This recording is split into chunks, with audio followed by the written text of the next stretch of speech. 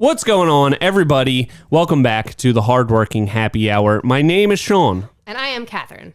And we... Did you like that? It always throws me off when you when I switch it up a little bit? Then I can't remember my line. It is... And I'm Catherine. And we're here to break down all things trades, entrepreneurship, and turning your creativity into a passion career. That was a good intro. I freestyled it a little bit. Yep. Spitballing off of you. All right. Yeah. All right. Well, that was great. Yeah, that was good. And that demonstrates the importance of switching it up every once in a while. No, we're not. I don't think we're really going to get into switching it up. We're going to get into a couple good topics, though. Not switching it up, though? That's not one of them? It might. It sort of actually is a little bit. Should we preface the episode with the topics that we are going to be discussing? Yeah. Give a little teaser. A little sneak peek. Okay.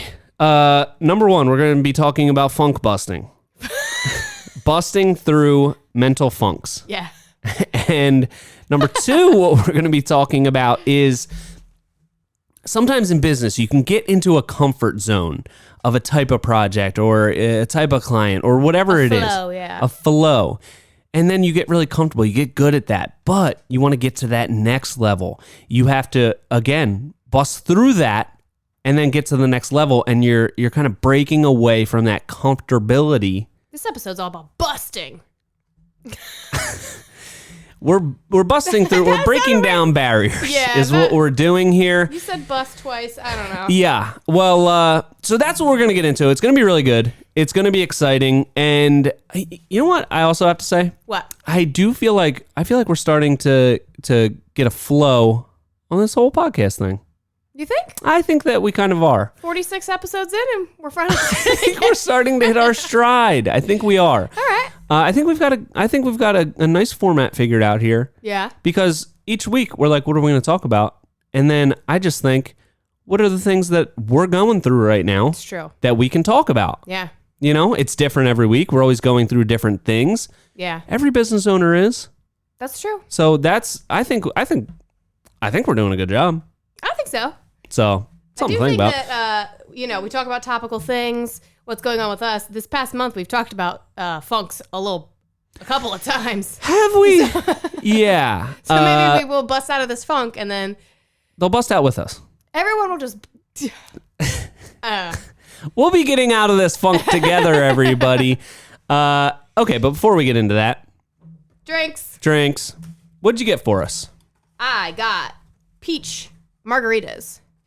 And I got this specific brand, Cutwater Peach Margaritas, because when we were driving to one of our jobs that was in Freehold, every time I drove there on my way to work, I saw Cutwater, like one of their delivery trucks. Wow. And I was like, what is that? I've never even heard of that. But then I've heard of it. Have you? I have. Oh, God, it's 10% alcohol. Oh, boy.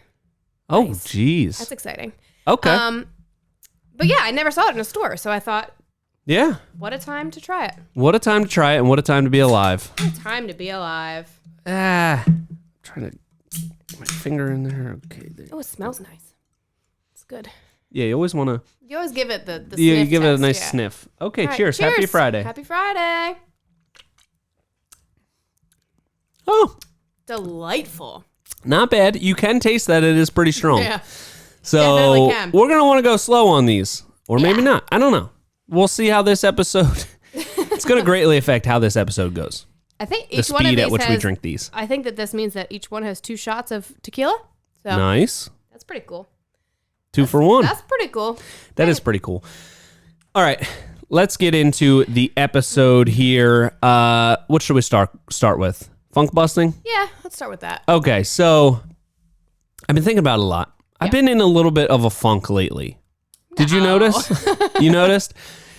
Sean, I noticed. You did? Okay. So it wasn't like an angry funk or even like a particularly sad funk. No. It was just like I wasn't like just really grabbing every day by the horns and approaching each day with my typical exuberance and excitement. There was like some excitement that had flattened. It was a low excitement. It was such a low... I was just kind of going through the motions. Yeah. Still motioning. Yeah, you were doing it. You were there every day doing it. I was there, and I was still getting stuff done. Yeah. There's a pretty good amount too. But yeah, Not too bad. This was an off week because we were postponed, so Yes. like there were things getting done, but Yes. more things could have been getting done. Yes. Yeah. I will agree with that. And also, this whole thing with being postponed, we had a last minute kind of disturbance in our next project where we needed a grading plan. Yeah. We needed to hire an engineer to do a topographical survey, put the plan for our project on there, and then do all the grading lines and write down a plan for the proper grading of the property so that it doesn't cause any adverse effects to the neighbors. Yeah. And we just hit a square footage threshold where it was required. It's not something that we've had to do before. And it really threw a wrench in our plans, and it got me all stressed out. It did, yeah. Got me all stressed out and had to figure it out, had to deal with it. Yeah. So It was an exceptional pain because the permitting stuff, we waited because they changed the roof line, so we had to get the plans redone.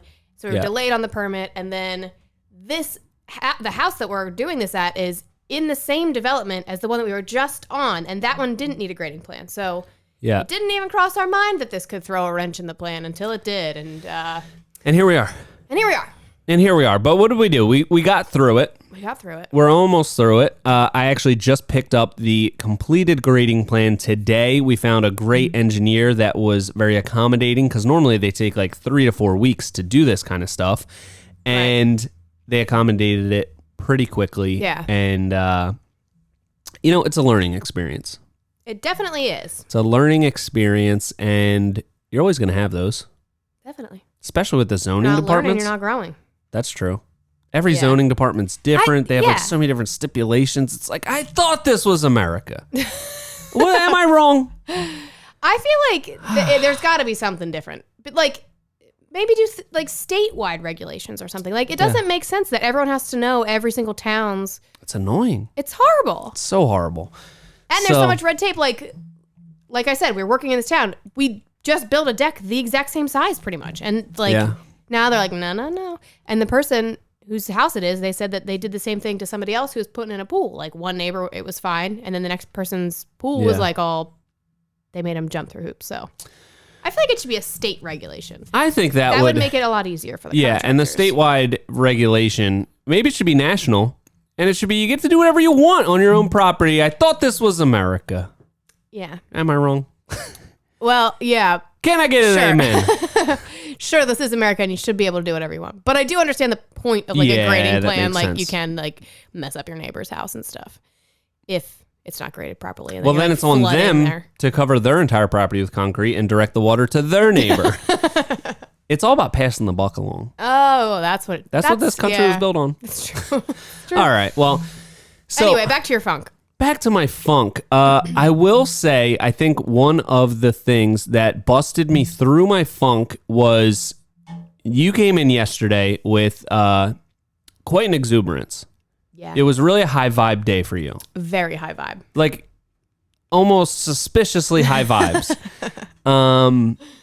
And it was just the dose of positivity that I think I needed Yeah. to bust through my funk. I think I was at the tail end of the funk anyway, but to truly get out of it, I needed to be surrounded by some excitement and positivity. And you were like all jacked up about these water features. You're building your own water feature. You're learning how to weld. Yeah. And it was just like, I needed that positivity around me to just break me out of it, Yeah. especially in the workplace, because that's where all these troubles are happening. We've got all this stressful stuff happening. And it was like, you know what?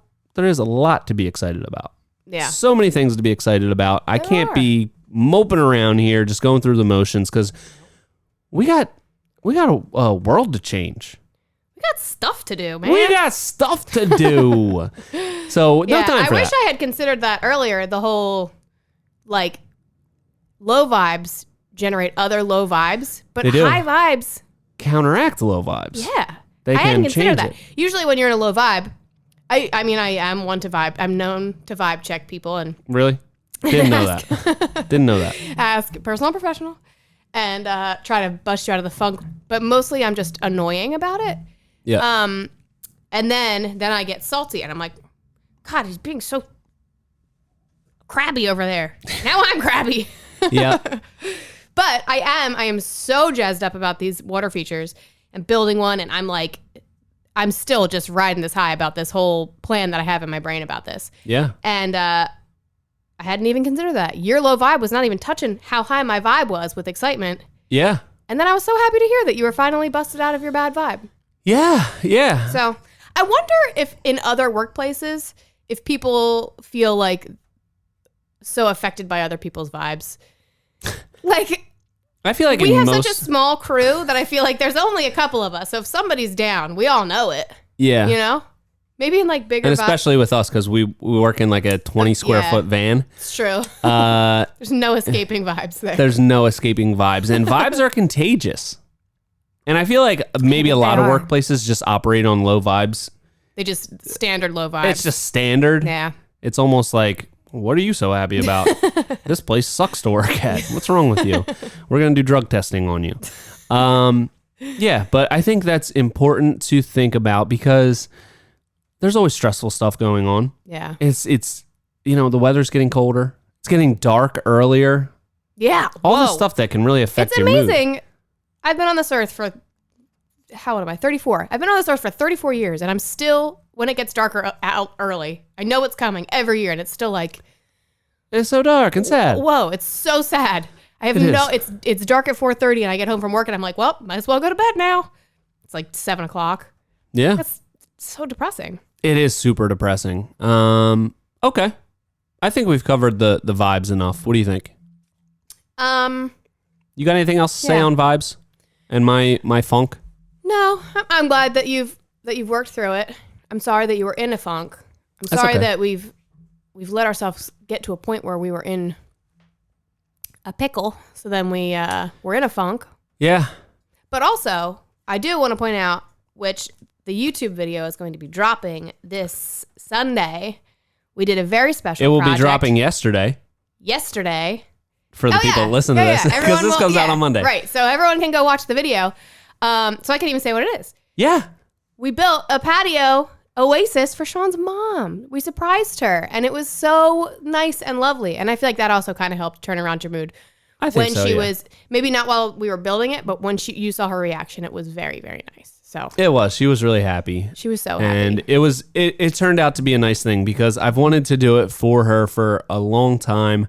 She moved into this place probably like a year and a half or 2 years ago. Mm-hmm. And it was just like a very boring, basic concrete slab. Yeah, it's a condo, so it's just like she just has like one little, Yeah, it's like an outdoor area. 15 by 12. Yeah.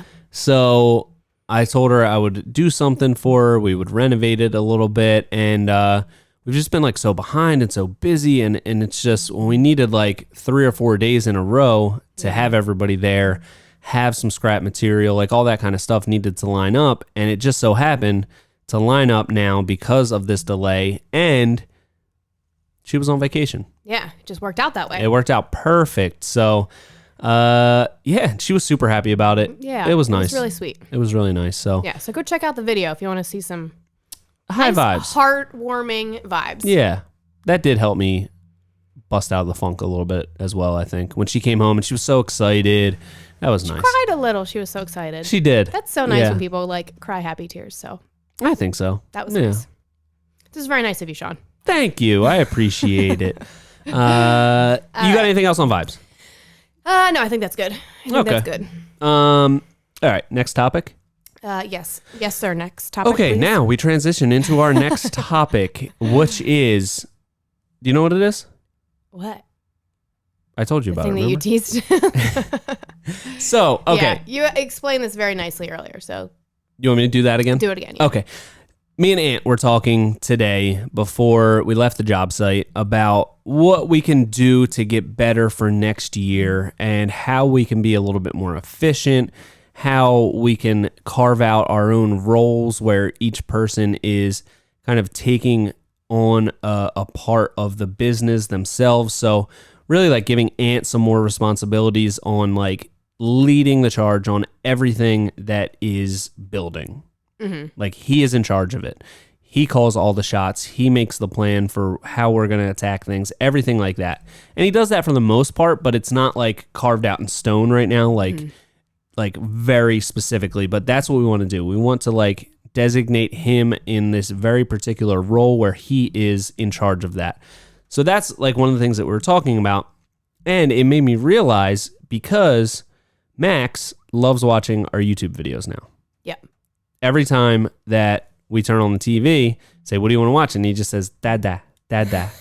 So That's very cute. it's very good for our viewership as well. And it is like the cutest thing in the world. So I've been watching a ton of our older videos and I realized like, I think back in like 2020 in particular, one of the projects I'm watching it, I'm like, we were so efficient then. We had it like figured out. Like we were doing things like 3 steps ahead. We were like looking ahead. Everyone was staying busy. Everyone had a thing to do. And we were building these projects like really quickly, Yeah. really efficiently. And I'm looking at it. I'm like, man, why aren't our jobs going like that now? And I realized that since then, our projects in scope have just gotten insane. Right. I mean, now we're doing roofs on like every single project. We're doing just so much more square footage. We're doing all of these things that we weren't doing before. And it took a while back then to get to that point where we were super efficient at this very particular size and style of project. And then we kind of like broke out of that to get to the next level. And now we're adding all these things, roofs and all kinds of stuff. And I think now we're at the point where we're ready. We've done enough of it where we can get some more precise processes in place to make it that efficient. I think we've built enough roofs now. We've kind of leveled up the size of our projects, and now I think next year and moving forward from here, you'll see us just know what to do a little bit better and like just move seamlessly through the project. Yeah. do Yeah. you It's think? kind of like, it was like a growth phase when you're kind of trying to figure it out. And now it's time to recalibrate to get more organized. Yeah. And then, you know what's going to happen? Then we're just going to coast out like that as a model of productivity and efficiency until we die? Is that what happens? No, what? I think you're going to grow and challenge yourself in some other sort of way. What? And then there's going to be some sort of other growth phase. And then you'll recalibrate again and you'll figure out your processes and get things real smooth. And then you will feel like you want to be challenged again and you'll do it all over again. I hadn't even considered that. I thought it was just like a one-time thing. You level up once and you're like, this is good enough for me. I don't think so. Maybe some people. Maybe some people. But yeah, it was just like eye-opening because it took us a while to get to that point where we were at in 2020. Yeah. A lot of projects were done before that, leading up to that got our processes like really dialed in. Yeah. And a lot of them had very similar details, similar trim details. You know, we were doing pergolas, but we weren't doing full roof structures. And we got it really dialed in over the course of a few years. And then it was like everything changed because we took the projects like doubled and tripled in size from that typical project we were doing in 2019 and 2020 to what we're doing now. The average project is like 3 times bigger. But I think we've done enough of those now in the last 2 years that we can start kind of like coasting through them a little bit smoother. You're never going to be like fully coasting, but Even just kind of like certain elements of it. Like when you were talking about this earlier, you were saying like, oh, you had somebody like cutting stringers before or like during framing or like, yeah, so that was something, I mean, that's you can implement that now, whatever, no problem. yeah, Now with like the roof stuff, you can pick a couple of things and like implement how you can make that part faster. yeah. And then, you know, obviously there's going to be other things to change then, you know, as we grow, but like even just picking a couple things as you go along. Yeah, to stay like 1 or 2 steps ahead. Yeah. So once you get ready for that step, Ant was talking about it today, like if we can get our posts and our beams like really dialed in, then he can cut rafters like right off the rip. Yeah. And we were looking back at the last project we did, which went really smooth. That was like the smoothest roof, deck, patio combo, like really big project that we've done. That went the smoothest. Yeah. And I was watching a video from that project, and we went from no roof, no rafters, nothing up in the air. Morning, end of the day, ridge was set, rafters were all in, and it was all sheathed in one day. Yeah. And that was like really great because Ant had cut the rafters the afternoon before. So it was just like everybody was kind of like moving through it. Everybody knew what to do, and everyone was staying busy so that Ant could step away the day before and start cutting rafters, like start on that next part of the process. So I think everybody's getting comfortable enough where we can do that more and more. And also with the projects, we're getting a better handle on it. We can plan a little bit better. The more projects you do like that, the less unforeseen things pop up. Right. Hopefully. Yeah, there's always something. There's always something, but hopefully less. Hopefully less. I hope so. Yeah. That's Please, God, please, less. Less unexpected things, please. I don't need it. That's a really good like meta observation, because I feel like most people want their business to just run so smoothly that you're not even thinking about it. But then that almost doesn't leave room for growth because you're not letting yourself kind of meander. Yeah. Yeah, I think the interesting thing that I said would be cool to talk about was like, where do you find that balance? Yeah. Like if you just continually keep upping the type and style and size of the projects, then you never really like get into a flow of a process. So it's really hard. Like you're almost like kind of running blindfolded through a wall. Okay. That's a saying, right? Like the Kool-Aid Man? Exactly, like the Kool-Aid Man. And that can be startling. So I'm trying to wrap this all together. I'm trying to bring this all together and have it make sense. But okay. like I think it needs to happen in stages like that. Like you level up a little bit. You kind of coast through that till you fine tune that a little bit. And like you said, you get kind of bored of that, or you get too comfortable, and then you're like, now it's time to do something else to raise the bar a little bit. Yeah. And you need to be very thoughtful about when is the right time to start expanding.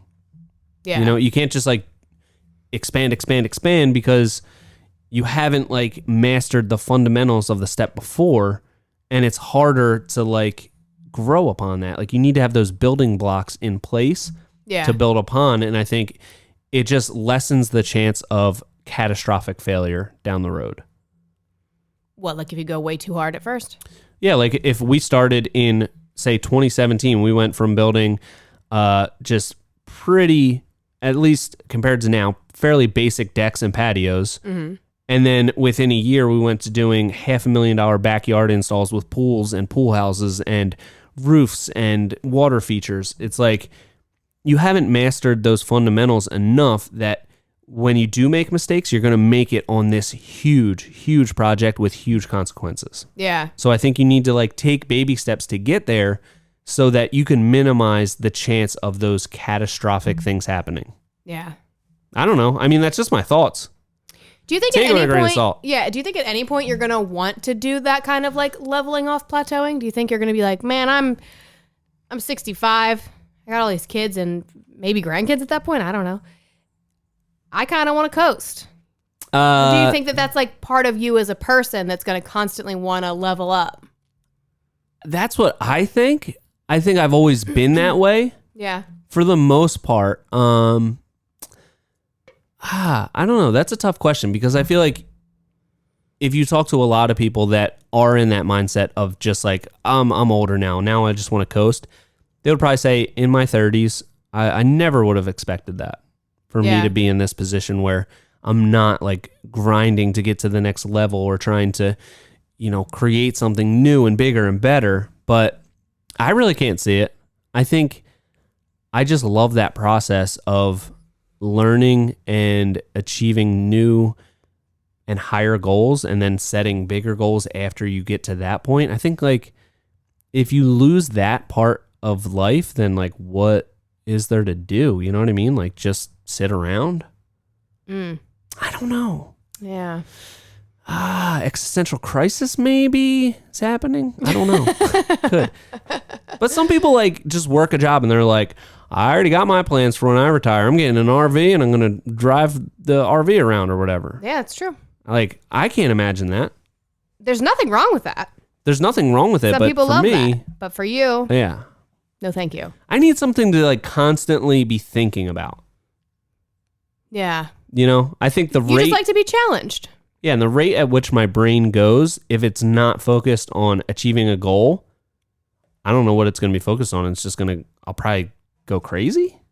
That makes sense, maybe. I don't know. Maybe. What if you achieve all your goals in the outdoor living space? Then what are you going to do? Switch industries or something? Maybe space.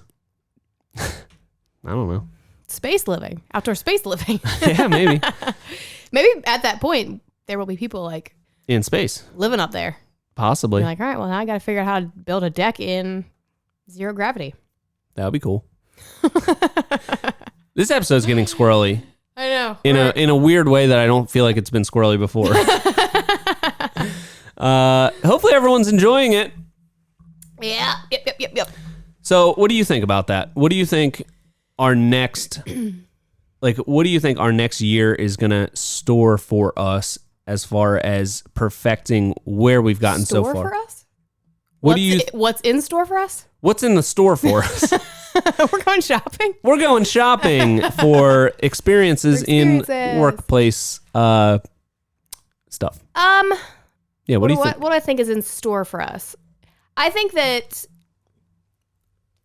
between me, you, and Anthony, and probably Tom and Jose also, we always love to be challenged and trying new things, and none of us are like happy being settled or comfortable. I think that it's, to me, comfort is boring. I'd rather be challenged, and I'd rather go like how jazzed I am about this water feature thing. Yeah. I want that feeling all the time. I constantly want to pick a new thing and like do it until I'm great at it, and I've done it and it's great and blah blah, and then I can move on to the next thing that I can like be really passionate about. Yeah. So you're being very passionate with your hand motions right now. Very passionate. I got a lot to say. I'm really excited about these water features. Yeah, it sounds like it. So yeah, and I think that everyone, especially like maybe on other teams, there's like people who kind of keep it in checks and balances, but I think that we don't have that person who's like, all right, guys, let's cool it down. You know, the numbers tell us to do this or whatever. Like, I think that we're all kind of gung ho on trying new things and expanding in ways that we can't even fathom yet. So I think this next year, I think we're going to learn a lot about doing different types of projects, doing different types of content. We've got a lot of ideas with like content and how we're going to level up that. So I don't know. I think it's just level up. Level up. I agree. And when you were saying that, it made me think a lot about the balance between honing in on the numbers and maybe restricting that like goal setting, challenge driven vision versus like really kind of being guided by the numbers and like dialing in productivity.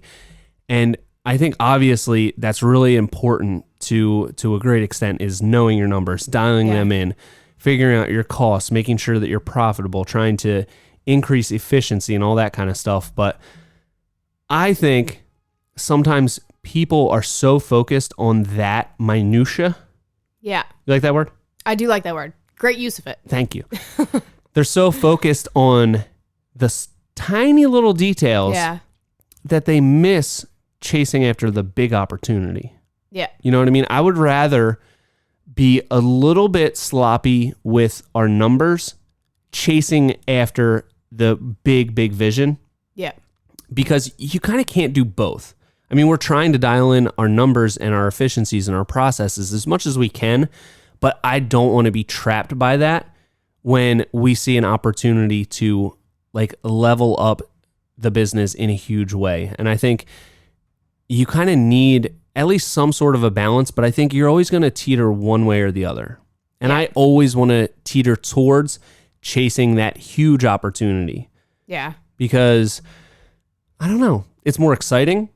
I think it has bigger benefits and bigger payoffs potentially. Yeah. When you chase that larger opportunity, you know, you might have to make sacrifices in the now to get to that huge opportunity later, or you can really get dialed in on those tiny little teeny details and kind of restrict your growth towards that big thing. Yeah. That's just and I just also want to say, this is just my thoughts on it. Right. There's probably a lot of people that are like, you're an idiot because I'm doing both right now and you're dumb. Yeah, but also you've And they set might up be this right. you've set up this business in a way that it has multiple streams of income. So if you want to take a risk in one area, the other area is going to kind of cover that. And it's kind of a rising tides raise all ships, whatever that saying is. You should know that. So I should. Yeah. I don't. I think it's that. Rising tide raises all ships. I'm going to go with that. I think that's what it is. That is what it is, yeah. And it's true. So yeah, so that's another thing to think about. If you want to figure out multiple, I guess that's vague, but figure out multiple streams of income. So then in your business, so then you can, if you want to take a risk in one area, another area can kind of Help counterbalance it. help balance it. Yeah. That's a good point. Yeah. That is a really good point. I hope I never lose that drive to go after the big goal. Yeah. You know? I don't think you will. You don't think so? You haven't yet. I haven't? You haven't. That's good. I don't think so. I don't think so either. Do you feel like this is always who you've been? Because I feel like obviously I knew you in high school. Yeah. And I wouldn't consider you back then. I mean, we weren't like best friends. So I didn't like know you. I just knew. We were just like extremely good friends. Not best friends, but extremely we were basically next step down from best friends. We just discovered the other day that we went on an art trip together to I don't think the we Bodies. probably ever said a word to each other throughout 4 years of high school. No, we definitely did. I You think definitely so? talked to you. Yeah. I don't remember. I don't know. I was kind of cool, but I was not cool. yeah. But we still definitely talked to each other. And Maybe. we were in art class together. I guess, yeah. And it was a small school, so everyone talked. Relax, Mr. Cool Guy. I don't think I ever talked to you, you nerd. I don't anyway. recall it, but I mean, okay. we were not friends. No, we weren't friends. Okay. We were not friends. But I knew of you, and you know, you were like a class clown kind of guy. Yeah. Were you like driven back then? Yeah, I think so. You think so? Yeah, I think back then it was more. I've always been driven by this, like, I don't know. It's hard to really explain, I guess. I think back then I was always driven to like prove my teachers wrong, because Okay. all my teachers hated me because I was Yeah. always distracting everybody else. I was like a different type of learner, I guess. You know, Aw. and they didn't like that. So Yeah. I always thought that I was different from everybody else. Like I always thought that my brain worked a little bit differently. Yeah. And at some points in my life, I really liked and appreciated that fact. And then other times, especially when I was younger, I was like, why can't I just be like everybody else? I just want to be like a regular kid. But I'm like, you know, just always thinking a little different. But yeah, I think I was always driven to like, I always wanted to be the best at whatever I was doing. And I think it came from not being naturally really good at anything. So I always had to like work really hard for it. And I think I was always willing to put the work in to get the thing that I wanted. And I think that was like probably one of the biggest things in my life was I wasn't naturally gifted as an athlete or in school. I always got good grades, but I wasn't good at like behaving in school. So I always had to like the things that I wanted to achieve, I had to work really hard for. And I think that taught me like a discipline and a work ethic that is something I still rely on, because I don't think I'm naturally the best person to run a business, but I think I'm willing to put the work in. I'm willing to do whatever it takes to do it as best as I can. Yeah. Figure it out. You're going to figure it out. I hope so. Is that something that you think you've always had in you as well? Like somebody that was in high school, and I think we both kind of took like a non-traditional path to where we arrived at now, doing this podcast in your dad's shop. But was that always like, were you always driven in that way? Because you are very driven, kind of the same way that I am, like very goal oriented, very much a problem solver, very much we'll figure this out. Is that something that you think you had when you were younger, or is it something that developed along the way? I guess in a sense, I always had it because I always preferred working to school. I think I was like 14 when I got my first job, and then I had like 3 jobs at the same time while I was still in high school, like 3 part-time jobs just because I wanted to work and I wanted to make money. Mm-hmm. And like since then, I've never not had a job. I've never gotten fired from a job. I was always very much like, I want to earn my own money. I want to like take care of myself in that way. So I think that always kept me kind of focused on work. But I do feel like I had some sort of like epiphany when I was, I guess in my 20s, where I realized like the thing that you work hardest on in your life is yourself. You craft your personality, your morals, your thoughts, your actions, like all of those things are the things that you will work hardest on in your life. You're working on that from the moment you're born to the moment you die. That's what you work hardest on. And why waste that? You know, like make something of yourself. Do something cool. Don't waste all that effort. How embarrassing to just coast along in life and not craft something that you're proud of. You know, craft a life that you're proud of. So then after I realized that, I was kind of like, well, what am I doing? Am I doing something that I'm going to be proud of? Am I a person that I'm going to be proud of? If I have children, will they look at me and be like, wow, my mom was cool. She did all these cool things. You know? Yeah. That makes sense? That was you were kind of on a tear there. I didn't want to interrupt at all. The whole time I was imagining Denzel Washington saying those words. Me and Denzel? Yeah, because it was very motivational content. Oh, yeah? It was like very deep and motivational. But not to say there's anything wrong with your voice saying the words, but it would have been better for Denzel. Have you seen those videos where it's like, I don't know, like pretty great. a guy like swinging an axe randomly, and it's like, I always knew that you're with yourself. That's not a really good Denzel Washington, but you get what I'm saying. Mm-hmm. I think that's gonna make for a good clip. Oh, I hope so. I think so. There was you kind of like almost like blacked out. I blacked out. I was just talking. Like, I don't even remember what I said now. You were glazed over. Yeah, that's true. But yeah, that's how I always thought about it. Like I feel like there's people that always kind of look at things as like things like happening to them, and then there's other people who look at themselves as like, I am crafting this reality for myself. And that's how I feel sometimes. I'm crafting my own reality. I think it's much more healthy to look at it like you're crafting this. Like you've decided your morals. Like, yeah, you have life experiences that kind of guide you in one way or the other and all that kind of stuff. But like ultimately it's just you. You figure it out. Are you making yourself and your life something that you're proud of? You are the architect of your own destiny. Yeah. How embarrassing to just be like, or like sad to just not be proud of the person that you are. You made it. You did it. Yes, there's only one person to blame. Exactly. And it's yourself. Yeah. Yeah. So that's why I decided to be like, I just want to have a life that I'm proud of. I want other people to look at me and be like, wow, she did cool stuff. She's a cool person. Yep. There she goes. Look at her go. Look at her go. Who thought a lady could do all that? Wow. Wow, that was really deep.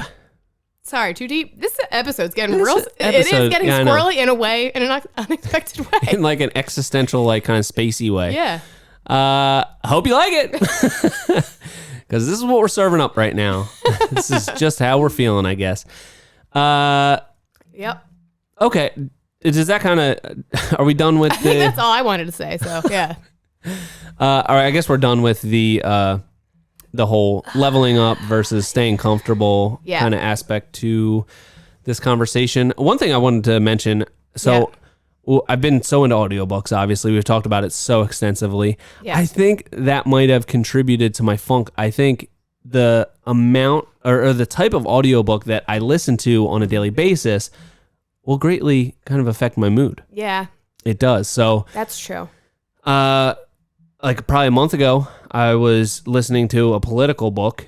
Yeah. Good book, but not not like a hype book at all by any means. Yeah, it was just like stories.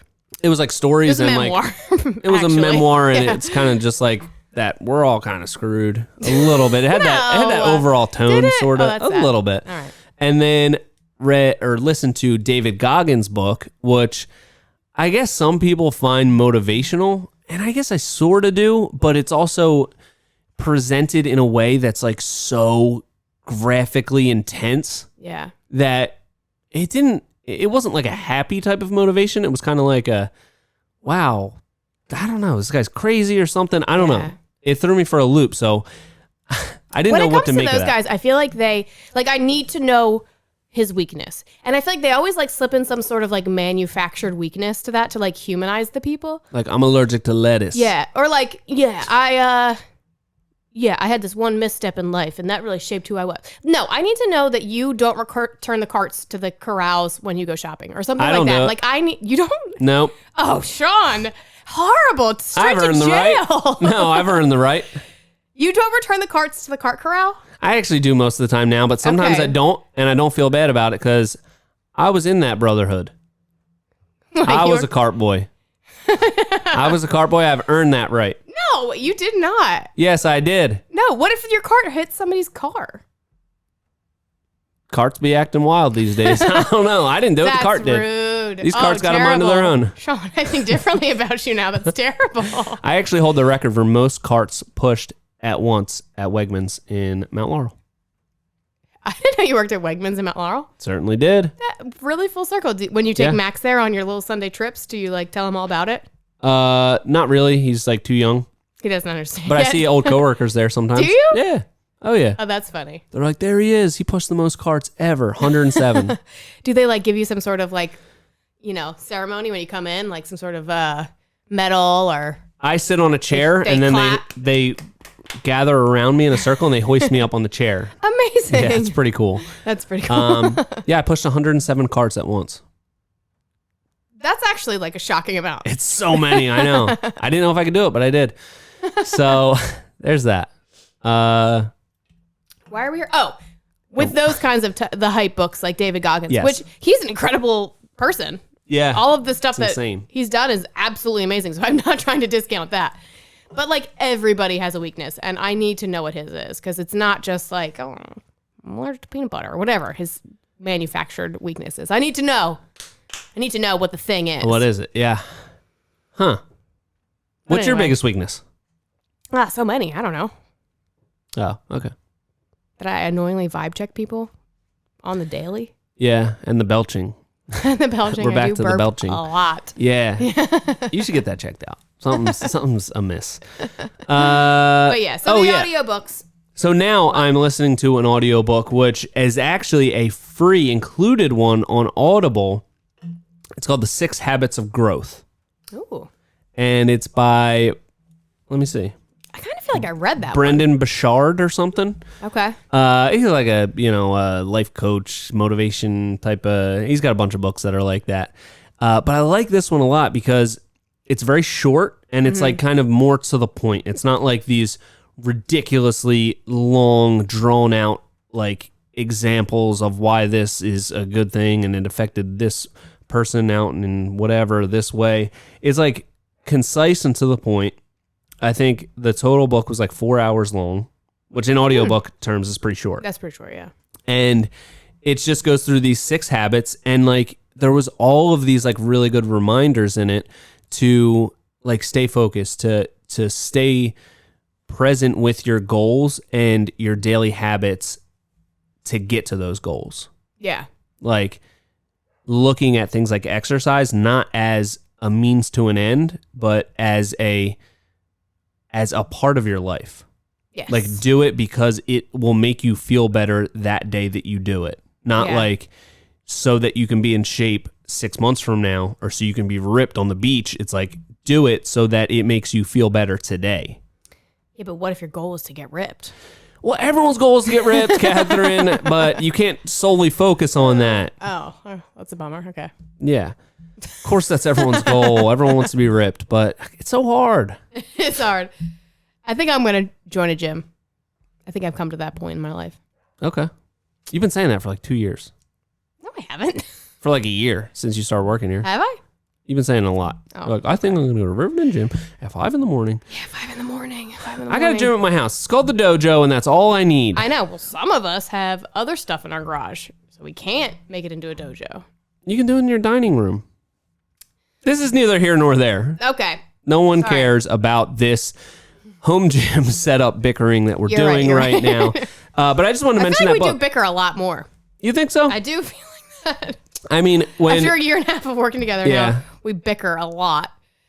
But anyway, back to your book. back to my book, I highly recommend it, and it's included with your Audible subscription. What's it called again? The 6 Habits of Growth. The 6 Habits of Growth. So I'm already on it the second time because it feels like a mindset book. Yeah. It's like has these little things that just like put you in the right mindset that you need to be to do these habits. Yeah. I like how you do that. You listen to one audiobook twice, or sometimes more than twice, but like Sometimes, yeah. over, like you really get all the knowledge. You squeeze every drop of knowledge out of that. I try to. I try my best. That's a good way to do it. Usually I throw it like I'm like, okay, done. Well, Never think about you again, but maybe I should try that. try it out. Okay. Only with the good ones though. Some of them really suck, and you're like, Yeah. I'm never listening to this again. Yeah. But some of them are really good, especially this one. And it's short. I just feel like it put me in the right mindset. Yeah. It was a mindset shifter. So, like that. Okay. All right.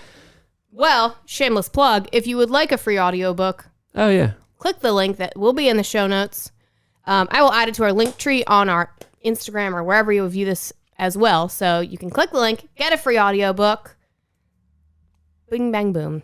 We have a link tree for the Hardworking Happy Hour? We don't, but I will by the time that this uploads. Okay. See? Yeah, that's progress. I also want to just let people know that these are also uploaded to YouTube. This one especially, I feel like we're getting real squirrely. People might enjoy watching this one. Yeah. Just a thought. Yeah. So, something to think about. All right, I think that we have... Do you know what time it is? What time is it?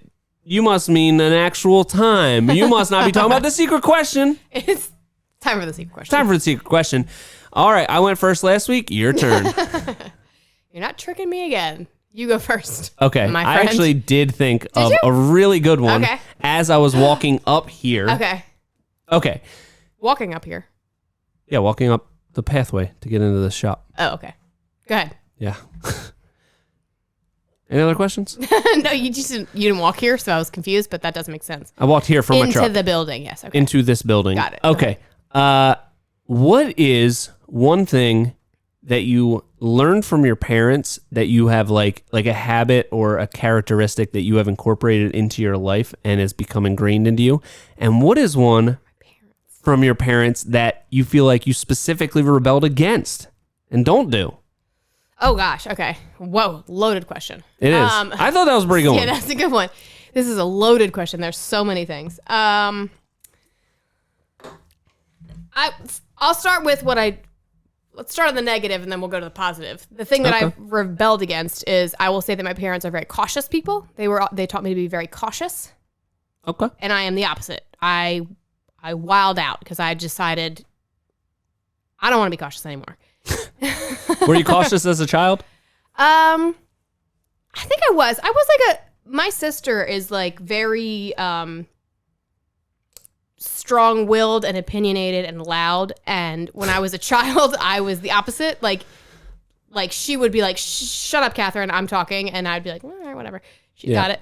So I think that was kind of how I was as a child, just like quiet and kind of, and they taught me to, I was cautious and quiet and kind of reserved. And I'm still kind of reserved, but like, I didn't think that I was able to take risks. And then once it was like a snowball effect, once I started taking some risks, then I was like, switch your life up on a dime. It's really fun. You should try it a bunch of times. Yeah.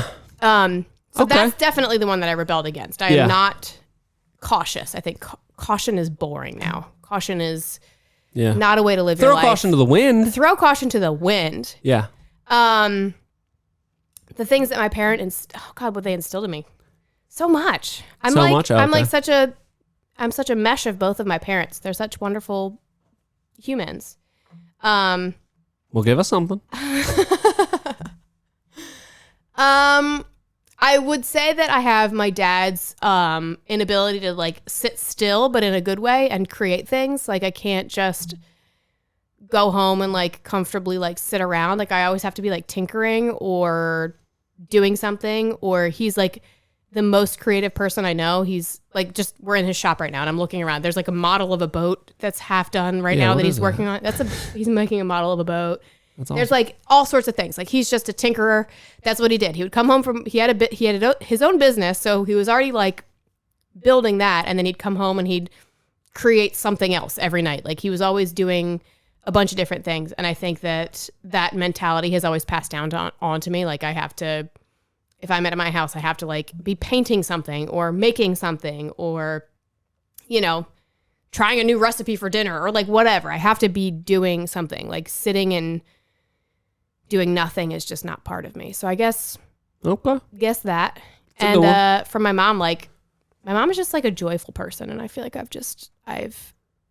feel like I'm not in a bad mood often. And I feel like that's a lot from my mom. My mom is very, very positive. She is. Very positive. She's lovely a beacon woman. of hope and light. She is. And positivity. Wonderful woman. She is. Also, she used to make up a bunch of words that I then thought were real words. For example, a butt in the Lippincott household was a hinderbinder. For my entire life, I thought that was a real word that other people knew. No one has. It's not. That is not a real word. So I got a bunch of those things. But okay. Okay. What about cool. you? What are your negatives and positives from your parents? I will say positive. I'll start with the positives and then I'll go to the negatives. Okay.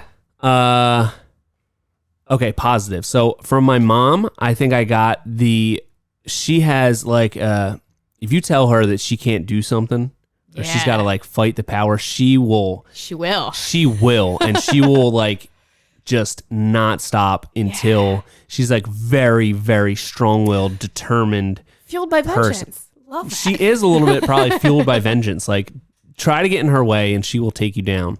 Love that. I think I got that from her, just like an unending tenacity. Yeah. To just go after what you want. And then from my dad, I think I got my creativity, and he has an aspect of his personality where he's just unapologetically himself, and he doesn't try to do anything to appease other people with his personality or his quirks or his like artsy self. Mm-hmm. And I think I got some of that from him, that I don't really care what other people think, like almost to a fault. I'm just doing whatever I'm doing. And if you don't like it, don't care. So judge me if you want, but I'm just doing what I got to do to make do, if you know what I'm saying. So those are the positives that I think I've gotten. And things that I've rebelled against, the only thing I can really think of is I worked with my dad for a little bit. He is very, very meticulous and organized, especially with his tools. Like everything has a place. Yeah. This goes back there. You always know where everything is. I rebelled against that pretty hard. I was just like, no, I don't do this. Doesn't need to be this way. No. And that's also to a fault, because it would be great if I was like that. Yeah. Because it's really chaotic when you just throw stuff wherever. It is, yeah. It's so chaotic, but that's how I thrive. So that's one of the things that, despite me knowing that it's a good trait and a good characteristic, I feel like I can't go back. I've rebelled against that so hard that are your brothers also like that? Did they rebel against that? I think they did rebel against that. They rebelled in other ways, I think, but I think they're very like, both of my parents are very structured, very like, this is the way that it is, and this is like the way that we do it. Mm-hmm. And I think in that way we've all rebelled against that. We cannot be held down. None of you. None of the Collins crews. None of the Collins crews will be held down, and we'll fight you on it. Yeah. Okay. So yeah, I think I don't know. Yeah. I think it's interesting to think about. I don't know what cued that question for me, but it's a good one. Everyone is so impacted by the people that they were raised by that it's interesting the things that stick with you and the things that you purposefully rebelled against. Yeah. So, for better or worse, here's where we're at. All right. What do you got for me? Okay. My question, since that was so deep, a silly question. Okay. If you had to move, you got to move to a different country. Didn't we already do this one? Solely based Okay. on cuisine. Oh, Only food choices. Where are you going? going to France. France? Yeah. You like escargot? No, I like French fries. Classic. I guess if I had to pick, I would say I'd stay in America. No, you got to go somewhere else. Boring answer. Where are chicken Also- fingers from? Where did they originate? I don't know if this will shock you. I'm not a very exotic eater. You eat string cheese and carrots every day for lunch. You're not exotic? Is that exotic? Or is that's pretty much? Yeah, sarcasm. Oh, I have the palate of a preschooler, some may say. You love Mexican food though, Juanitas. Okay, yeah, that's true. I'll move to Mexico. Okay, that's fair. That's Okay. fair. That's fair. What about you? I think I'm going Japan. Japan. Yeah. Oh, sushi. Love sushi, and I love they eat so like fresh and clean, and And they like, sit on the ground. like fish and rice, and that makes me feel so good. Okay. Like body wise, that makes me feel the best. Okay. So I feel like if I ate like that all the time, I'd probably be in like killer shape.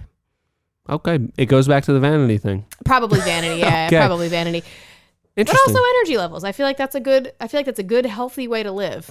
And if Yeah. you're like immersed in it, then you don't even think about like all the like wings and French fries and cheesesteaks you're missing out on. Yeah. They got Domino's over there? Maybe. All right, maybe I'll move to Japan too. So I do like sushi. Sushi is good. And when you say that, I don't know if it'd be great for me to eat Mexican food every day. At least the Mexican food that they have around here. I don't know. Maybe it's different in Mexico. It's probably a little bit different. Probably a little. Well, I mean, Juanitas is pretty authentic, but Yeah.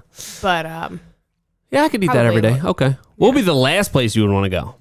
last Cuisine-wise. place. Oh, good question. Probably like I hate to say it, but like England, I guess. I can't think I of was thinking I that can't think of too. a single thing that's like British that I would be excited about. The only thing I could think of don't is know. fish and chips and I don't what's like that? fried fish. Yeah, and like corned beef. They eat a lot. I feel like. I don't even know what that is. I feel like everything's like salty but bland there. Salty but bland. And they eat like beans on toast. That's a thing. Oh, And bangers and mash. What's that? don't know. Is that mashed potatoes? I do like mashed potatoes.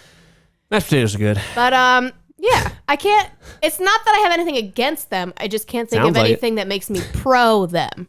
Like I'm thinking about other like India could definitely do. Love Indian food. Nah, Ethiopian food. Love Ethiopian food. don't even know what that is. Italian food, obviously amazing. yeah. I don't know, like what Russian food. I don't know what Russian food is really either. It's when you're in a. Vodka? It's when you're in a hurry. When you're hurt, that checks out. Yeah, but I can't really think of anything that like stands out As the worst. from England. Yeah, me either. Okay, well, Great question. Okay. so that's it. Is that it for this episode? I think that's it. I think we covered a lot of really good stuff. Again, I think we should make this a permanent part of the episode. If you made it this far, you deserve a Yeah. gold star. And also, if you're going to be in Deck Expo, Yeah. look out for us. We'd love to say hello to everyone and give everyone hugs. And I mean, maybe not everybody, but ask before you hug. Ask for consent before you hug. consent is important. Okay. Seriously, it would be great if you listen to this podcast and you're going to be in Deck Expo. We will also be there. The whole team is going to be there. It's going to be very exciting. So Let us find know. Let us know. We'll be around. Okay. But until next time, this has been the Hardworking Happy Hour. See you next week.